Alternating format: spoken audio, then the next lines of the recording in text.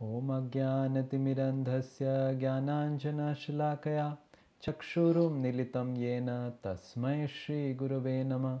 नमो विष्णुपादाय कृष्णप्रेष्ठाय भूतले श्रीमते भक्तिवेदान्त स्वामिनिति नामिने। नमस्ते सारस्वते देवे गौरवाणी प्रचारिणे निर्विशेष शून्यवादी पाश्चात्यदेशतारिणे।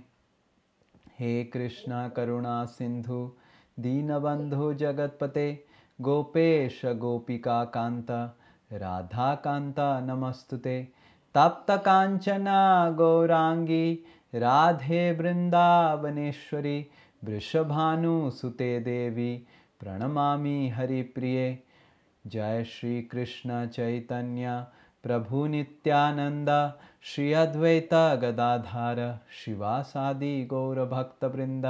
हरे कृष्णा कृष्णा कृष्णा हरे हरे, हरे राम राम राम हरे हरे। मूकं करोति वाचालं पंगुं लंघायते गिरिं यत्कृपा तमहं वन्दे श्रीगुरुदीनतारिणं श्रीपरमानन्दमाधवं श्रीचैतन्यमीश्वरम्। Hare Krishna. There is some sound somewhere. Hare Krishna. Yes.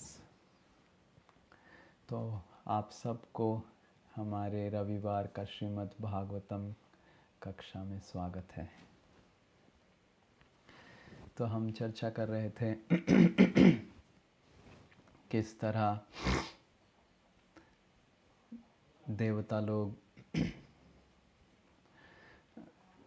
Vishnu उनको बताए कि किस किस किस तरह के प्रार्थनाओं से वो प्रसन्न होंगे, और देवता लोग सब सुने, सब समझे। आप सब समझ के पिछला कक्षा में एक बार प्रश्न पूछते हैं। तो विष्णु किस तरह की प्रार्थना से प्रसन्न होते हैं? यस, आप सब बताइए। जस्ट एक प्रश्न उत्तर, जस्ट समझने के लिए कि आपने समझा कि नहीं। जब हम नम्र बन के और सेल्फलेस होके प्रार्थना करते हैं। हो, जब हम नम्र बन के सेल्फलेस होके प्रार्थना करते हैं। ओके, और कोई बताएगा? प्रार्थना में प्रभु जी भौतिक इच्छा नहीं होनी चाहिए। हाँ, प्रार्थना में भौतिक इच्छाएं नहीं होनी चाहिए। तो क्या होना चाहिए? भक्ति के लिए प्रार्थना करना भक्ति के लिए जब प्रार्थना करते हैं तो विष्णु प्रसन्न हो जाते हैं। भौतिक इच्छाएं नहीं होना चाहिए, नम्र होना चाहिए, सेल्फलेस होना चाहिए। तो ये सब चीज़ों से विष्णु प्रसन्न होते हैं। देखिए, एक कक्षा में आप सबको तो विष्णु नहीं पढ़ा है, एक साधारण सा नालायक श्री निताय दास पढ़ा है। एक कक्षा में आप समझ गए, और देवता लोग तो हम सब से कितने ज्यादा और बुद्धिमान है कि नहीं? देवता लोगों का बुद्धि अत्यंत वेरी वेरी वेरी इंटेलिजेंट, बहुत ज्यादा बुद्धि है देवता लोगों का। तो देवता लोग सब सुने भगवान से, पर ऐसे खड़े थे। अगर और कोई होता तो शायद भगवान एक्सपेक्ट कर रहे थे, भगवान सोच रहे थे कि शायद ये लोग बोलेंगे कि सॉरी गलती हो गया, हमने गलत प्रार्थना कर लिया, हमने प्रार्थना को फिर से रीटेक होता है ना बॉलीवुड में, टेक कट। तो कुछ नहीं, no retake, this is the only take. देवता लोग वैसे ही विष्णु की आदेश के लिए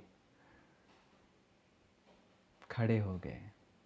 फिर विष्णु देवताओं को आदेश देते हैं कि आप दधीची के पास जाइए और उनसे उनका शरीर मांगिए। और देवता लोग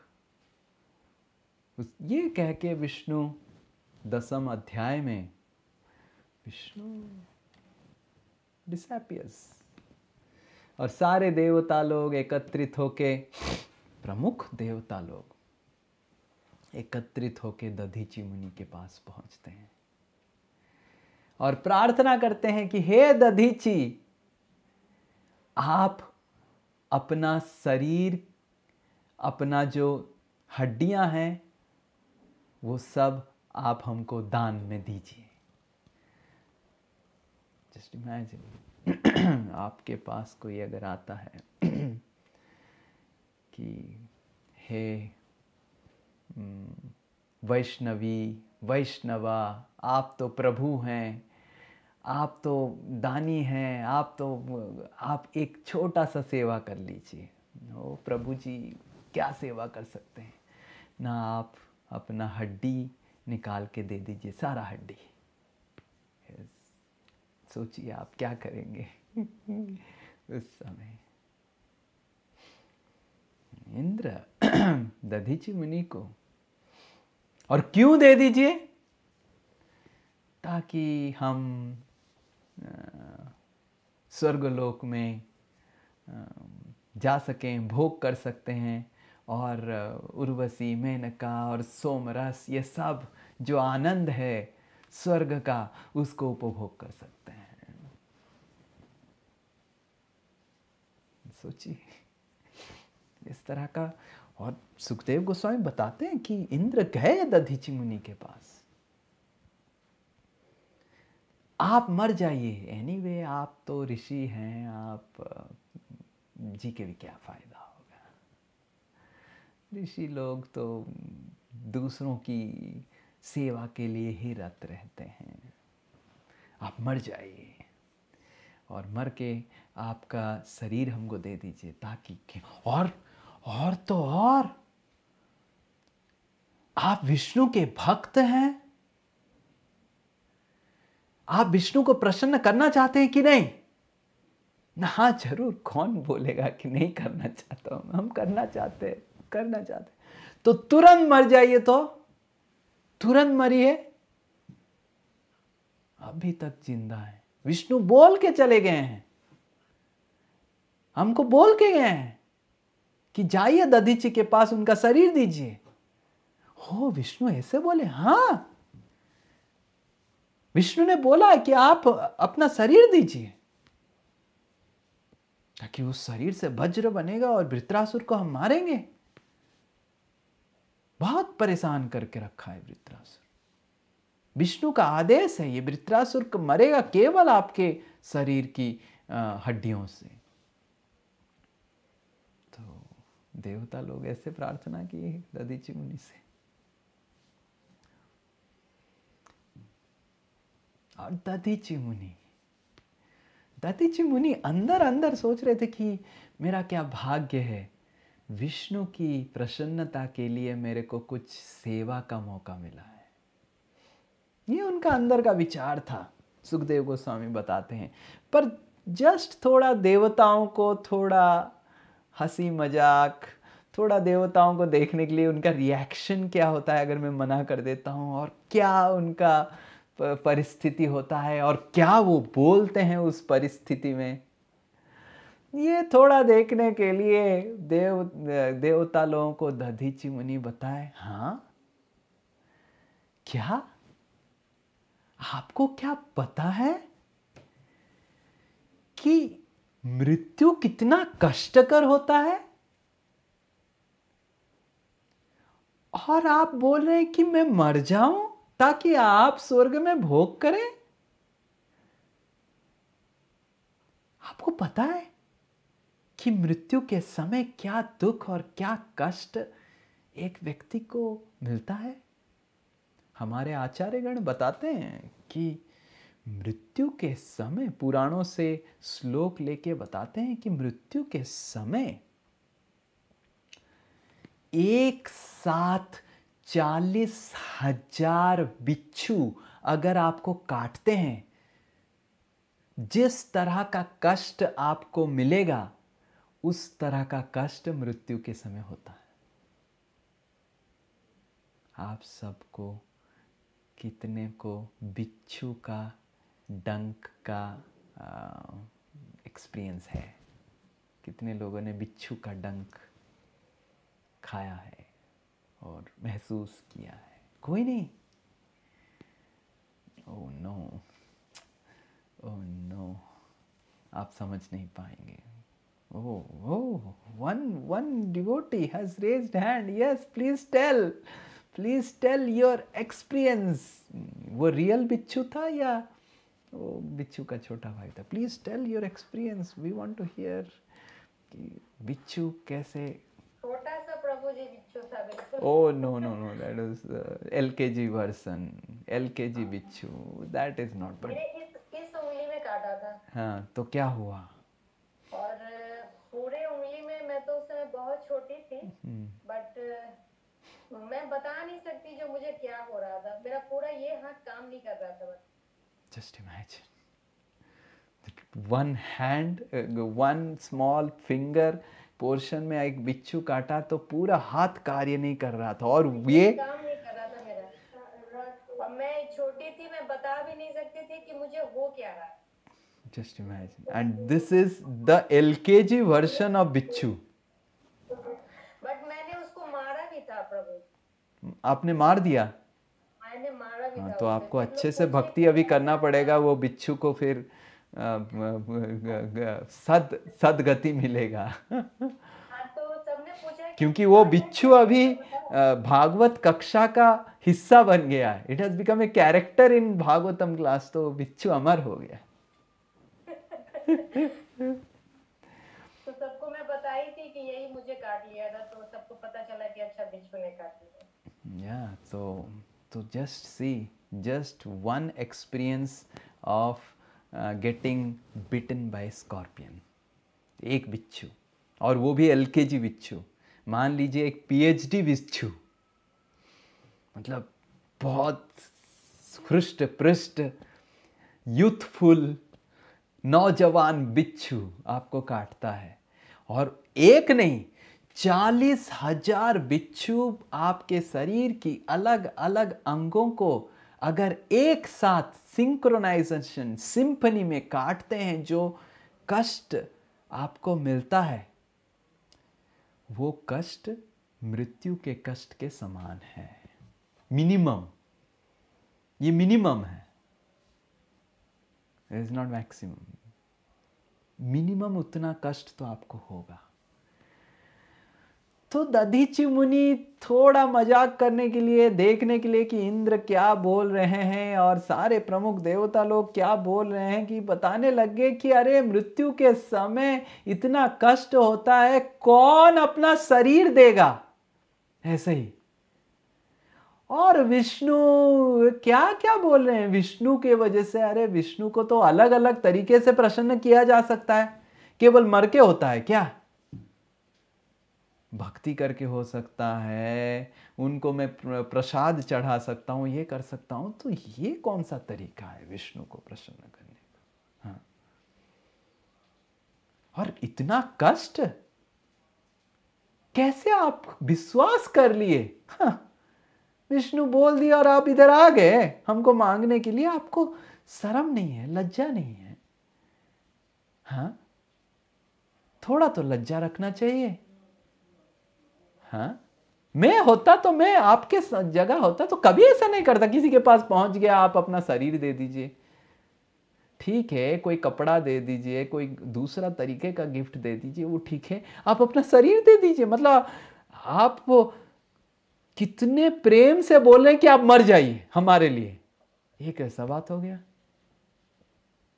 तो इस तरह दधीचि मुनि इंद्र को और सारे प्रमुख देवताओं को बताते हैं। और देवता लोग इतने बुद्धिमान हैं, इतने बुद्धिमान हैं, बहुत बुद्धि के साथ देवता लोग एक श्लोक बताते हैं जो अभी हम उच्चारण करेंगे। उसे पता चलता है कि देवता लोग किस तरह बुद्धि लगा सकते हैं। We can imagine. पहले पढ़ लेते हैं श्लोक, फिर हम इमेजिन करेंगे, कल्पना करेंगे। ये है 6वें स्कंद 10वें अध्याय और 10वां नहीं 6ठा श्लोक शेयर कर दिया हूँ। ओम नमो भगवते वासुदेवाय। ओम नमो भगवते वासुदेवाय। ओम नमो भगवते वासुदेवाय। एक जन उच्चारण कर सकता है मेरे पीछे पीछे। न्यूनं स्वार्थो परो लोको। यस कोई न वेद परसंकटम्।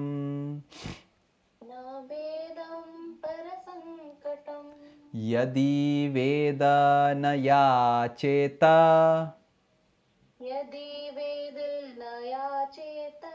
नेति नाह यदीश्वरः।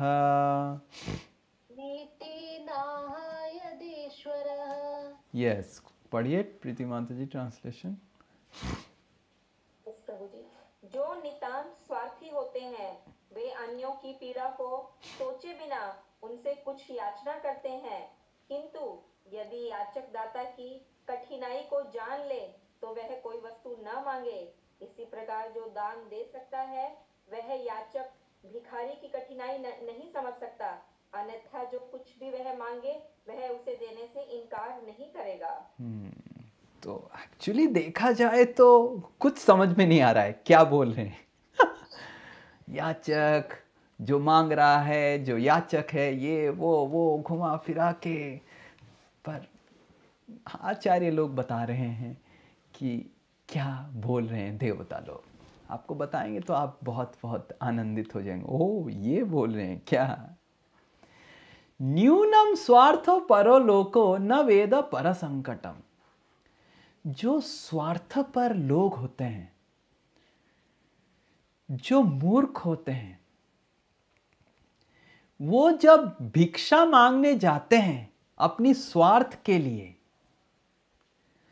तो वो जो भिक्षा दे रहा है उसके कष्टों को कभी नहीं सोच के वो भिक्षा मांग लेते हैं। उसके दुख के ऊपर चिंता नहीं करते हैं। मेरा कार्य है भिक्षा मांगना, आपका कार्य है भिक्षा देना। उसके दुख के ऊपर चिंता नहीं करते हैं। उदाहरण स्वरूप मान लीजिए आपका कोई खास दोस्त है, बहुत जिगरी दोस्त है, या क्योंकि माता जी लोग हैं सब सहेली है, और आपको पहले से पता है कि आपका बहुत खास दोस्त है, मतलब बहुत बहुत क्लोज रिलेशनशिप है, रिश्ता है, और आपको पहले से ही पता है कि उनका बहुत बड़ा फाइनेंशियल क्राइसिस चल रहा है और बहुत ख़राब स्थिति चल रहा है, नौकरी चला गया है, प्लस वो बिज़नेस करना चाहते थे, पैसा सब कुछ बिज़नेस में लगा दिए और बिज़नेस कोविड के वजह से ख़राब हो गया, चला नहीं।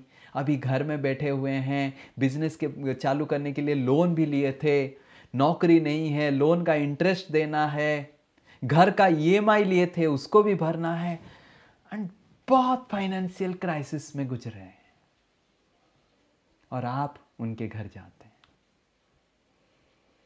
तो वो बहुत स्वागत करते हैं, आपको बिठाते हैं, और आप उनको 1 लाख रुपए मांगते हैं कि मेरे को 1 लाख रुपए मिलेगा क्या। अब आपको पता है कि वो आपका कितना अच्छा दोस्त है, उसको मना करने में बहुत मुश्किल होगा, वो मना नहीं कर पाएगा, और तो और आपको ये भी पता है कि उसके साथ बहुत खराब परिस्थिति चल रहा है, और आप जाके उसका परिस्थिति में ना सोच के मेरे को 1 लाख रुपए देगा क्या, मेरे को चाहिए। और क्यों चाहिए? क्योंकि आपके पास ऑलरेडी एक गाड़ी है, कार है, पर सब्जी वब्जी खरीदने के लिए कार कहाँ निकालेंगे? एक एक्टिवा या बाइक रहना चाहिए। उसको खरीदने के लिए आपको 1 लाख रुपए चाहिए और आप अपने दोस्त से मांगने के लिए गए, तो कैसे लगेगा उसको सुन के? तो देवता लोग बोलते हैं कि आप दधीचि मुनि जो बोल रहे हैं बिल्कुल सही बोल रहे हैं कि जो याचक है, जो मांगता है, वो अगर बहुत स्वार्थपर होता है, सिर्फ अपने लिए सोचता है, वो ऐसे कार्य करता है कि जिससे याचना कर रहा है उसका परिस्थिति नहीं समझ के याचना करके चला जाता है, मेरे को देना ही पड़ेगा। और तो और जो दाता है, जो दान करता है, वो उसको भी समझना चाहिए कि याचक का जो दुख है उसको समझना चाहिए। जो दान करता है वो कैसे दान कर पाएगा? जब याचक जो है उसका दुख के बारे में समझेगा तब ना दान कर पाएगा। तो इसीलिए जो दान कर रहा है, देवता लोग बोले, उसको सबसे महत्वपूर्ण कार्य जो है दान के समय वो ये है कि उसको जानना कि याचक का दुख क्या है, जो मांग रहा है उसका दुख क्या है। और हम बता रहे हैं कि आप बता रहे हैं कि हम आपका दुख नहीं समझ पा रहे हैं, पर असलियत तो यह है कि आपको हमारा दुख समझ में नहीं आ रहा है। देखिए, आप तो सन्यासी हैं, साधु महाशय हैं, आपको क्या पता स्वर्गलोक क्या होता है? क्योंकि भगवत गीता में भगवान बोलते हैं कि जिसको सम्मान मिला है, असम्मान मृत्यु तुल्य हो जाता है। करेक्ट? तो आपको क्या पता है? हां, हम आपको बोल रहे हैं कि आप अपना शरीर दे दीजिए और शरीर देने में आपको दुख होगा। क्या आपने कभी सोचा कि हमको क्या दुख मिल रहा है उर्वशी जी का नृत्य नहीं देख के? ये भी थोड़ा सोचना चाहिए।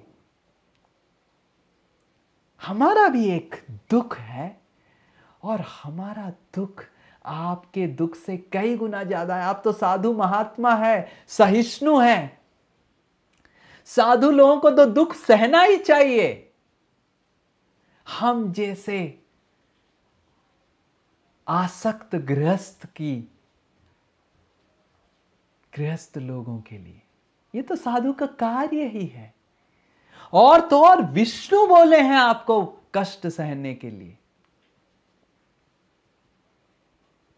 तो ये महत्वपूर्ण है। आपको समझना चाहिए कि हमारा जो कष्ट है वो बहुत ज्यादा है आपके कष्ट से। तो आप कृपा करके, क्योंकि आप साधु हैं, एक साधु जो होता है वो क्या नहीं कर सकता है। आप सही बताए, बिल्कुल सही बताए कि हमको समझना चाहिए आपका कष्ट, बट हम तो साधु नहीं हैं। हम तो पतित जीव हैं, देवता लोग, आसक्त हैं। तो इसीलिए आप अपना धर्म निभाइए साधु होने का, और हम अपना धर्म निभाएंगे देवता बनने का। हरे कृष्णा। सच है, वंडरफुल लॉजिक। सोचिए, हाँ, this is what can happen जब एक व्यक्ति भौतिक आसक्ति से पागल हो जाता है।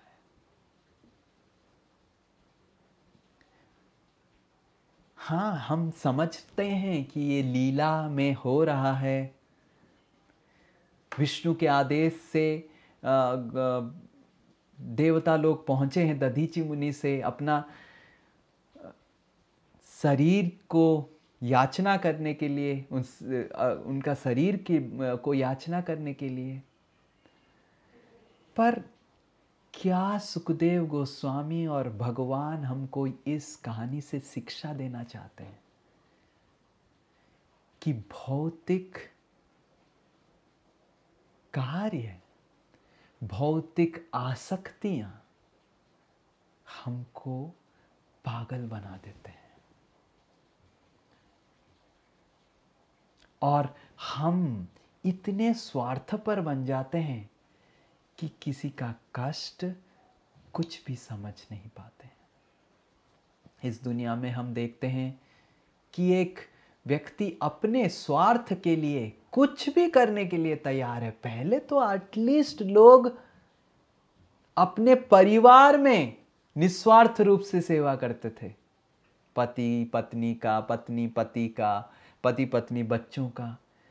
पर जैसे जैसे कलयुग आगे बढ़ रहा है, लोग अपने परिवार वर्ग के साथ भी स्वार्थ के साथ देख रहे हैं, बर्ताव कर रहे हैं।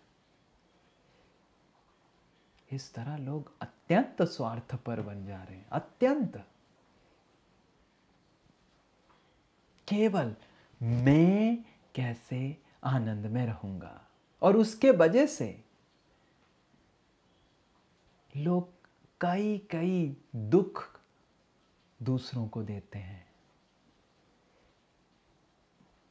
और देवता लोगों की इस बर्ताव से विष्णु सोचे होंगे, एटलीस्ट देवता लोग बोलेंगे कि अरे भगवान, हम किस मुंह से जाएं दधीचि मुनि के पास उनका शरीर मांगने के लिए? आप कुछ और उपाय बताइए, और अगर कुछ उपाय नहीं है तो छोड़ दीजिए, हमको नहीं चाहिए स्वर्ग। किस मुंह से जाएं, किसको बोलने के लिए? आप मर जाइए ताकि हम स्वर्ग में बैठें, ताकि हम उर्वशी, मेनका, रंभा का डांस देख पाएं, एंटरटेनमेंट देख पाएं और स्वर्ग की अलग अलग भोग प्रक्रिया को भोग कर पाएं। किस मुंह से जाएं हम? किसके पास कैसे जाएं? उसको बोलें कैसे मरने के लिए? देवता लोग इतने पागल हो गए थे। ये भौतिक आसक्तियां इतना हमको पागल कर देता है कि कोई भी, ये देवता लोग हैं तो हमारा हालत क्या हो सकता है?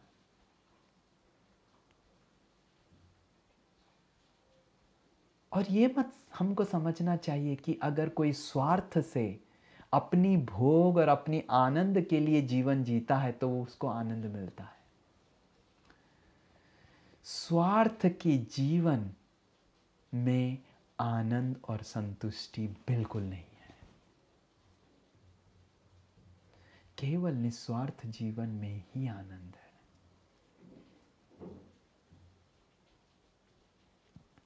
तो दधीचि मुनि जब सुने कि देवता लोग ऐसे बताएं, तो दधीचि मुनि देवताओं को करुणा, साधु की करुणा के बारे में एक छोटा सा सेमिनार देने लग गए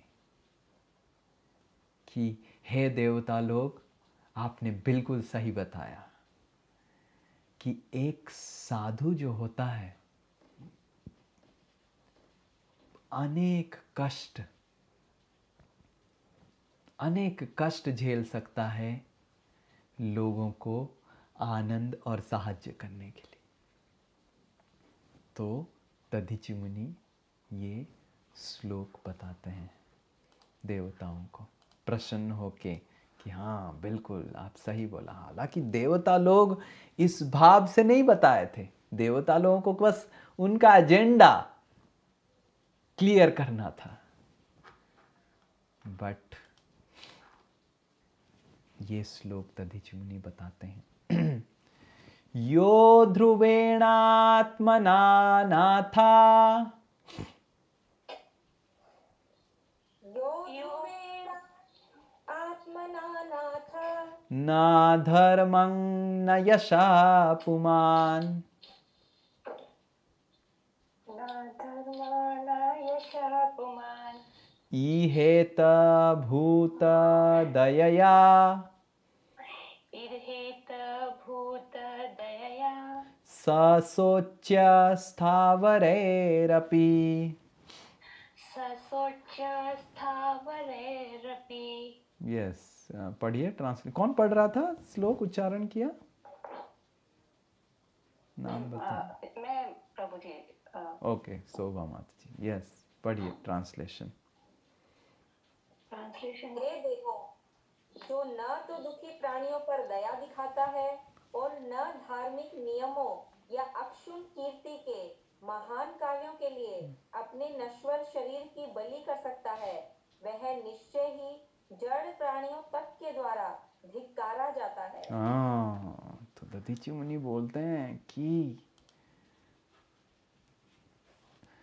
जो दूसरों को करुणा नहीं दिखाता है, अपने स्वार्थ के लिए केवल जीता है, उसको तो दधीची मुनि बता रहे, उसको तो पेड़ पौधे भी छी छी करते हैं। छी छी छी छी, कैसा जीवन जिया है, छी छी छी छी, ऐसा कोई जीता है? हाँ, नालायक। ऐसे पेड़ पौधे उसको बोलते हैं, दधीची मुनि बता रहे। क्यों? क्योंकि देखिए, पेड़ पौधे, हालांकि हम समझते हैं कि पेड़ का जो जीवन है अत्यंत नगण्य है, बहुत पाप करने से एक व्यक्ति पेड़ों का जीवन प्राप्त करता है, पर हम अगर देखेंगे कि निस्वार्थ रूप से पौधे पेड़ अत्यंत सेवा करते हैं। कृष्ण जब वृंदावन में विचरण कर रहे थे, एक बार सारे अपने दोस्तों को बुलाते हैं और जितने सारे पेड़ पौधे हैं उनका गुणगान करते हुए कृष्ण बताते हैं कि देखो, हे अंशु, हे सुदामा, हे श्री सुबल, देखो ये पेड़ पौधे कितना अच्छे से उनका पूरा जीवन पर अर्थ जीविताम, दूसरे के अर्थ के लिए ही जी रहे हैं ये, और बात वर्षा सहन करके दूसरों को छाया दे रहे हैं। इस तरह दसम स्कंद में भगवान पेड़ों को प्रशंसा कर रहे हैं,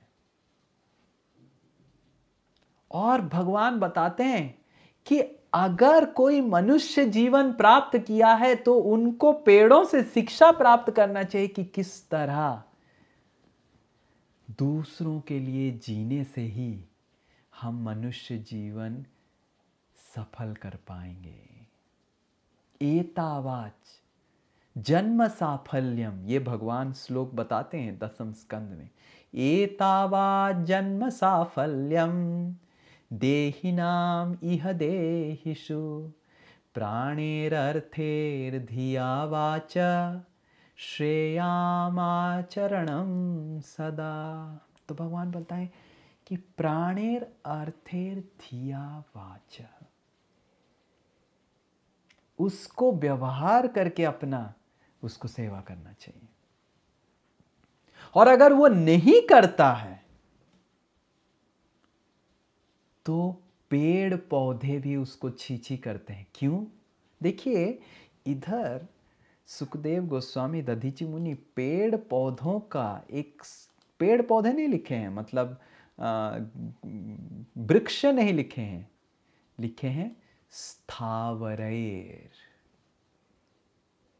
जो शब्द व्यवहार कर रहे हैं सुखदेव गोस्वामी दधीची मुनि, वो है स्थावरैर। स्थावरैर एक बहुत महत्वपूर्ण शब्द है। क्यों स्थावरैर? स्थावर का मतलब जो खड़ा रहता है, वो जा नहीं पाता है, चल नहीं पाता है। तो पेड़ पौधे विचार कर रहे हैं कि देखो, हम खड़े होके कितना सेवा कर लेते हैं, पर हमारे हृदय में एक कष्ट है कि लोग हमारे पास जब आते हैं तब हम उनका सेवा कर पाते हैं। हम खुद जाके लोगों का सेवा नहीं कर पाएंगे क्योंकि हम स्थावर हैं, एक साथ एक जगह पे खड़ा होना पड़ेगा हमको। पर ये मनुष्य लोग देखिए, ये चल सकते हैं फिर भी जाके किसी का सहायता नहीं करते हैं, और जहां जाते हैं केवल दूसरों को कष्ट देते हैं। छी छी छी। अरे हम सेवा देने के लिए इच्छुक है पर हम चल नहीं पा रहे हैं, लोगों को हमारे पास आना पड़ रहा है सेवा लेने के लिए हमसे। पर इनको भगवान ने चलने का फैसिलिटी दिया है, तो इसको यूज करके कितना सेवा कर पाते। जो आ पा रहा है, जो नहीं आ पा रहा है, उसका भी सेवा कर पाते।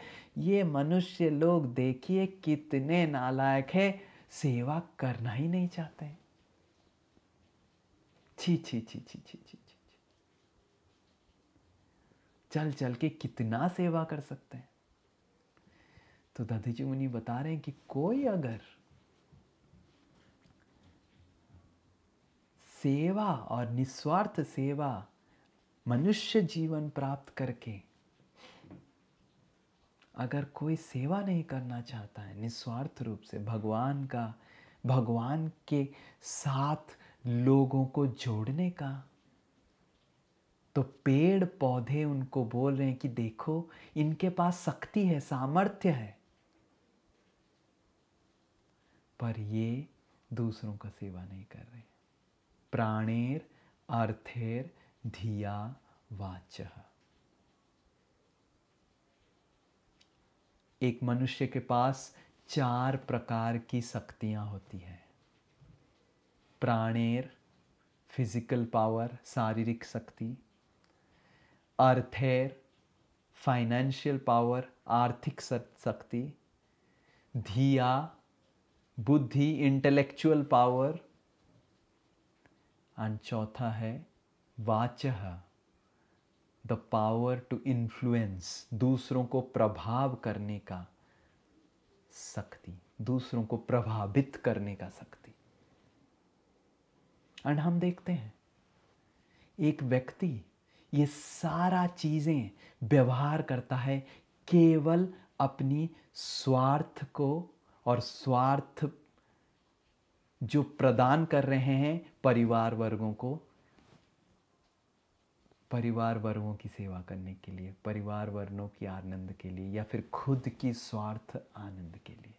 जैसे प्राणेर शरीर का, लोग अपना शरीर को दिखाते हैं, या फिर शारीरिक जितना शक्ति है उसको निवारण करते हैं। क्यों? ताकि मैं आनंद में जीऊं। मेरे को सब बोले कि आप, जैसे प्रभु जी लोग हैंडसम दिखना चाहते हैं, माताएं लोग ब्यूटीफुल दिखना चाहते हैं, प्रभु जी लोग प्रभु जी का हेयर क्रीम लगाते हैं, माता जी लोगों का हेयर क्रीम लगाते हैं। They want to look beautiful, सुंदर, ताकि लोग सब बोलें कि आप कितने सुंदर हैं, आप कितने हैंडसम हैं। वाह वाह। कुछ लोग अपनी शरीर को प्रदर्शन करके पैसा कमाते हैं। बड़े बड़े बॉडी बिल्डर शरीर को प्रदर्शन करके बड़ा बड़ा पैसा कमाते हैं। Models, they show the different parts of their bodies and they practically sell their bodies and get so much of money. Yes. क्यों? ताकि वो आनंद में जी सके। Yes, correct. तो प्राणेर, अर्थेर, फाइनेंस, मनी पावर। आपके पास शरीर बहुत गंदा हो सकता है, पर पॉकेट अगर गरम है, everyone is after you. Yes, because आपका पॉकेट में पैसा है। पैसा controls everything. Money controls the entire world. And why the entire world is running after money? पैसा के पीछे क्यों भाग रहे हैं? क्योंकि पैसा से सारा स्वार्थ की आनंद हम निकाल सकते हैं. Yes, money has lot of power. पूरा दुनिया जो बड़े बड़े पैसे वाले हैं उनसे कंट्रोल्ड है. एंड देन देयर इज दिया, इंटेलिजेंस. आपके पास पैसा हो सकता है पर आपका कंपनी नहीं चलेगा अगर IIT IIM ग्रेजुएट आप अपॉइंट नहीं करेंगे. Yes, intelligence, so much of power. And वाचः, power to influence. हम देखते हैं पॉलिटिशियंस, हम देखते हैं बॉलीवुड के actors, celebrities, they can speak in such, ऐसे बोल सकते हैं वो कि लोग इतने प्रभावित हो जाते हैं. करोड़ों करोड़ों पैसा खत्म होता है एक मूवी बनाने में और उससे भी कई गुना करोड़ ज्यादा पैसा वापस आ जाता है केवल उनकी प्रभाव से. एक बार एक अगर मूवी एक्टर आ जाता है कलकत्ता, पूरा कलकत्ता शहर बंद हो जाता है. Yes, I remember one time Shahrukh Khan or someone had come. My goodness, it was like Calcutta was completely stopped. Just imagine what power they have. And ये सब लोग अपनी शक्तियों को कैसे व्यवहार कर रहे हैं?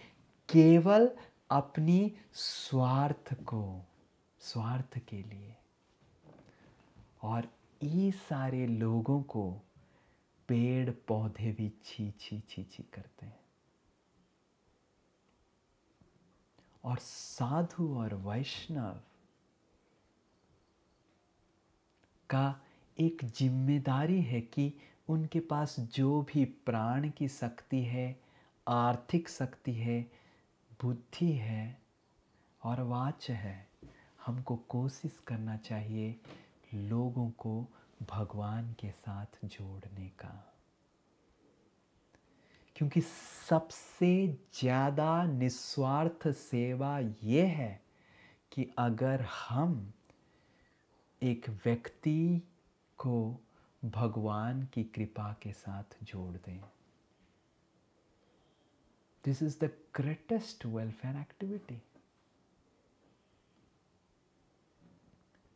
हमारे पास कुछ शारीरिक शक्ति है, उस शारीरिक शक्ति से हमको खुद भगवान की सेवा करना चाहिए और दूसरों को प्रेरणा देना चाहिए भगवान की सेवा करने के लिए. हमारे पास कुछ आर्थिक शक्ति है, हमारे पास कुछ बुद्धि है, हमारे पास कुछ बोलने की शक्ति है. इधर अगर देखेंगे दधीचि मुनि एक बहुत सुंदर शब्द व्यवहार कर रहे हैं. ईहेत भूत दयया यो अध्रुवेणात्मना नाथा. अध्रुवेणा, ध्रुव मतलब जो व्यय ना हो, परमानेंट रहे, ध्रुव. अध्रुव मतलब टेम्पररी,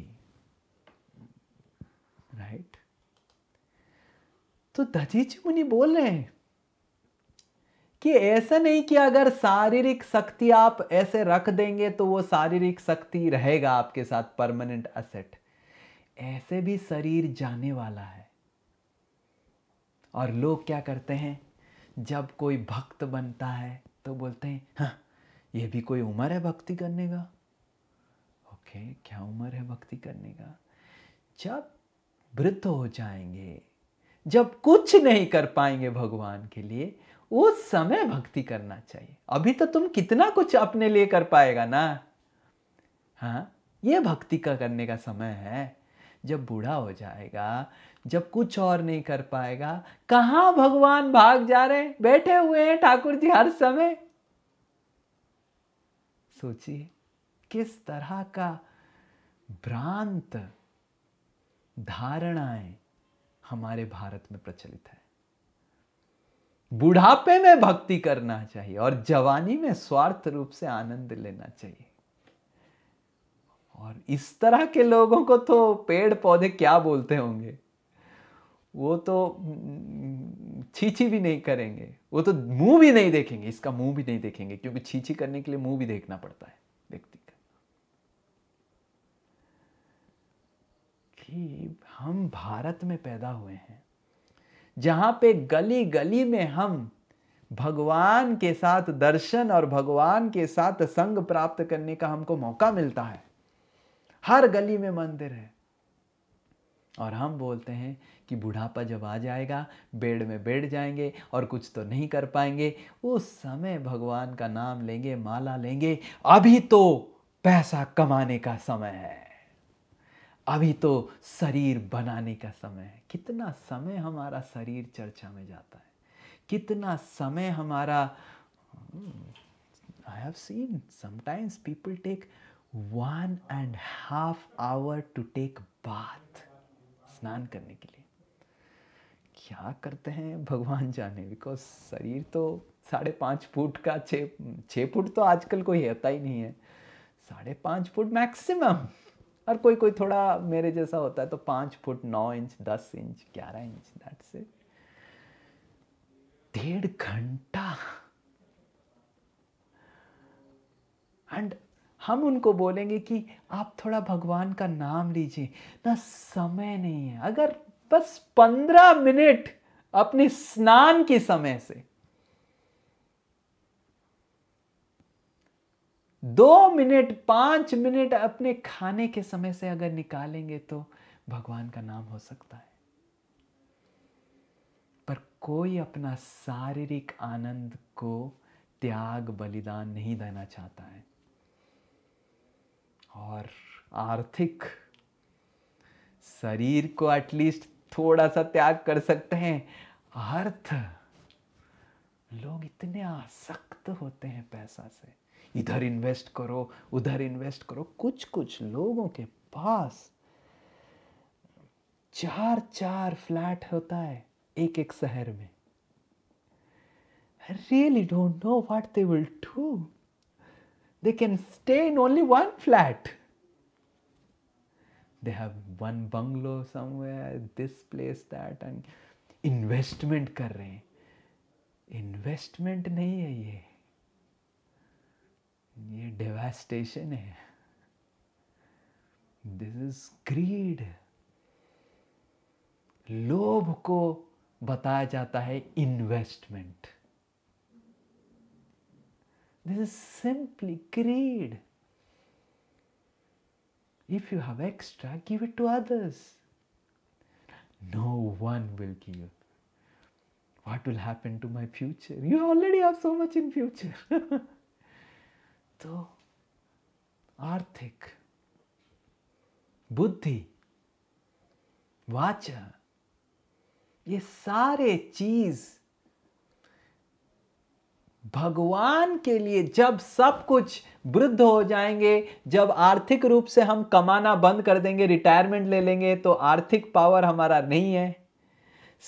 शरीर कार्य नहीं करता है, के कां कू कां आवाज करने लग जाता है, तो शारीरिक शक्ति नहीं है। बुद्धि भी कम हो जाने लग जाता है, भूल जाते हैं हम, श्लोक याद नहीं रहता है, क्या बोल रहे हैं प्रभु जी समझ में नहीं आता है, बुद्धि भी बंद हो जाता है कार्य करना, और मुख से आवाज भी नहीं निकलता है, और आवाज निकलता है तो दूसरों का आवाज भी सुन नहीं पाते, कान खराब हो जाता है। हाँ, ये समय अत्यंत उपयोगी है, परफेक्ट अभी समय आया है भगवान को देने के लिए। कितने बुद्धिमान हैं हम सब भारतीय लोग, हमको सोचना चाहिए। तो दधीची मुनि बता रहे हैं कि अगर कोई बुद्धिमान है तो जब ये सारा चीजें एक ना एक दिन चला जाएगा, शरीर चला जाएगा, अर्थ चला जाएगा, शरीर का सौंदर्य चला जाएगा, बुद्धि चला जाएगा, बोलने का शक्ति चला जाएगा। पर चले जाने से पहले कोई अगर भगवान का भक्ति में लग जाता है और भगवान की भक्ति करने लग जाता है, वो अध्रुव चीज, ये 4 चीज अध्रुव है, प्राणेर अर्थेर धिया वाच, ये 4 चीज अध्रुव है, इम्परमानेंट। पर ये 4 चीज को अगर हम सही तरीके से व्यय करेंगे, भगवान के सेवा में व्यय करेंगे, खर्चा, एनीवे ये व्यय होने वाला है। शरीर का व्यय होने वाला है, मुख का व्यय होने वाला है, थोबड़ा बांदर होने वाला है, अर्थ खराब होने वाला है, जाने वाला है। पर जाते समय, जाने से पहले अगर हम ये भगवान की निस्वार्थ सेवा में लगाएं या फिर दूसरे लोगों को भगवान के साथ जोड़ने का सहाय बने, सहारा बने, एक माध्यम बने, तो ये हमको परमानेंट असेट देगा, परमानेंट भक्ति की पूंजी दे देगा। एक इम्परमानेंट चीज को, एक अवास्तव वस्तु से आप वास्तव वस्तु सृष्टि कर रहे हैं। तो दधीची मुनि बता रहे हैं, तो इसीलिए जो बुद्धिमान लोग होते हैं वो अपनी जीवन काल के समय और जब ये 4 शक्ति उनके पास है, उसको भगवान के सेवा में लगाते हैं और दूसरों को प्रेरणा देते हैं भगवान की सेवा में लगाने का। ये सबसे बड़ा करुणा का कार्य है कि हमारे पास जो प्राण है, अर्थ है, धिया है, वाच है, हमको कोशिश करना चाहिए कि किस तरह दूसरे लोग भगवान के साथ जुड़ें। और जब भगवान के साथ जोड़ने का हम प्रयास करेंगे, खुद और दूसरों को भी सहायता करेंगे, तो इससे सबसे ज्यादा भगवान और श्रीमती राधा रानी प्रसन्न होते हैं। हमको समझना चाहिए हम सब भगवान के बिछड़े हुए संतान हैं। जैसे कोई माता और पिता, उनका संतान बिछड़ जाता है तो कितना दुख अनुभव करते हैं, भगवान और श्रीमती राधा रानी उतना ही दुख अनुभव कर रहे हैं। अगर कोई भी थोड़ा सा प्रयास करता है भगवान को, भगवान के साथ अपना रिश्ता जोड़ने का और दूसरे लोगों को उनके साथ रिश्ता जोड़ने में सहाय्य बनने का, सहाय्य करने का, तो माध्यम बनने का, तो भगवान उस व्यक्ति की प्रयास से अत्यंत रूप से प्रसन्न हो जाते हैं। विष्णु दधीची मुनि ने समझा कि किस तरह विष्णु, दधीची मुनि ने कंप्लेन नहीं किया कि कुछ समझ में नहीं आता है, नालायक विष्णु और नालायक उनके देवता लोग। दधीची मुनि ने ऐसा नहीं बोला। दधीची मुनि को समझ में आया कि विष्णु मेरे को एक सुनहरा अवसर दे रहे हैं सेवा का, जिसको करने से मैं विष्णु की कृपा का पात्र बन सकता हूं। तो इसीलिए श्रीमद् भागवत का एक महत्वपूर्ण शिक्षा है, हम माध्यम बने भगवान के साथ लोगों को जोड़ना। गोपी गीत में गोपियां लोग ब्रह्मा को तिरस्कार कर रहे हैं कि नालायक ब्रह्मा कैसा शरीर बनाया है, कैसा आंख बनाया है। देवलोक में भगवान दिखाई नहीं देते हैं, भगवान उधर जन्म ग्रहण नहीं करते हैं, भगवान चल नहीं रहे हैं, देवलोक में तो वृंदावन धाम नहीं है। और देवता लोग आंख को टिप टिप टिप टिप नहीं करते हैं, आंख का पलक उनका गिरता नहीं है, ये देवलोक में है। और पृथ्वी लोक में भगवान विचरण कर रहे हैं, भगवान को हमको कॉन्स्टेंटली देखने का इच्छा है और पलक हमारा गिरता रहता है। उल्टा करना था, बट नालायक, उसको तो बुद्धि नहीं है, क्या करेगा। देवलोक में पलक गिरवाना था और पृथ्वी लोक में पलक को नहीं गिरवाना था, क्योंकि भगवान आते हैं इधर, भगवान का दर्शन हो सकता है। मूर्ख ब्रह्मा, अति नालायक ब्रह्मा ऐसा कार्य करता है, जड़ है, गधा है वो ब्रह्मा, ऐसे गोपी गीत में बोल रहे हैं। जड़ उपेक्षिता, जड़ बुद्धि है उसका, गधा है।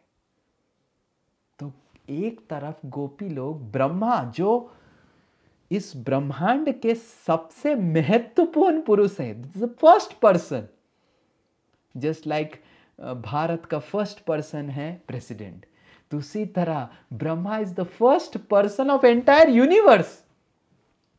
एंड गोपियां लोग ब्रह्मा को तिरस्कार कर रहे हैं, निंदा कर रहे हैं। और वही गोपी लोग गोपी गीत में, जो व्यक्ति लोग भगवान की संदेश को, प्रेममय संदेश को दूसरों को पहुंचाने में सहायता और करते हैं और माध्यम बनते हैं, उनको भूरी भूरी प्रशंसा कर रहे हैं कि सबसे अच्छे लोग यही हैं संसार में। तव कथामृतं ताप्त जीवनम कविविरीडितं कल्मषापहम् श्रवणमङ्गला श्रीमदाततं भुवि गृह्णन्ति ये भूरिदा जना। तव कथामृतं तप्त जीवनम भुवि गृह्णन्ति जे भूरिदा जना। कि हे भगवान, गोपी लोग प्रार्थना कर रहे हैं कि जो लोग आपके कथामृत को, जो अमृत है, कथा का अमृत है, जो सबको दान करते हैं और या फिर उस कथा को प्राप्त करने के लिए माध्यम बनते हैं, तब कथामृतम तप्त जीवनम कवि विरीडितम।